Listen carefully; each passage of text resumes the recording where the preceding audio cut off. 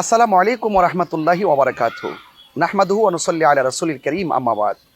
কাছে এবং দূরে, দেশ এবং প্রবাসে যে যেখানে রয়েছেন সকলকে জানাচ্ছি পবিত্র ঈদুল আজহার শুভেচ্ছা। ঈদ মোবারক। সুপ্রিয় দেশবাসী, আপনারা জানেন পবিত্র ঈদুল আজহা আল্লাহর পক্ষ থেকে বান্দাদের জন্য একটি বিশেষ পুরস্কার। রাসূল করিম সাল্লাল্লাহু আলাইহি সাল্লামকে প্রশ্ন করা হয়েছে, ইয়া রাসূলুল্লাহ, কুরবানি কি?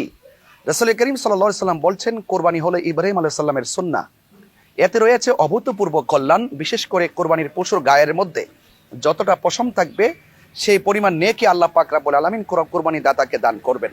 পাশাপাশি কোরবানির পশুর যে শিং এবং ঘুর আছে সেইগুলো মিজানের পাল্লায় নেকি হিসাবে ওজন করা হবে, এবং পাশাপাশি এই কোরবানির পশুগুলো পুলসিরাত পার হওয়ার বাহন হবে। তো সেই জন্য এই কোরবানি আল্লাহর পক্ষ থেকে বান্দাদের উপর একটি বিশেষ পুরস্কার। আল্লাহ পাক রব্বুল আলামিন কোরআনুল কারীমের মধ্যে বলেছেন, লা ইয়ানালুল্লাহা লুহুমুহা ওয়ালা দিমাউহা ওয়ালাকিন ইয়ানালুহুত তাকওয়া মিনকুম।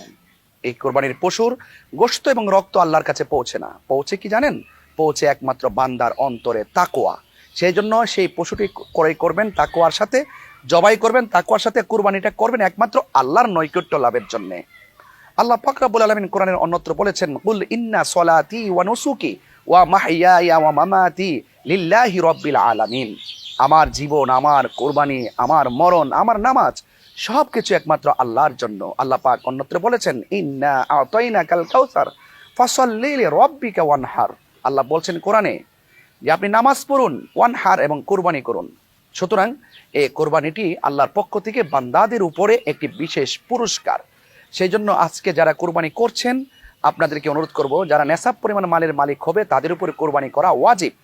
নেশাব পরিমাণ মালের মালিক হওয়ার পরও যদি কেউ কোরবানি না করে, তাদের ব্যাপারে রাসূল করিম সাল্লাল্লাহু আলাইহি সাল্লাম বলেছেন তারা যেন ঈদগাহ মাঠে না আসে।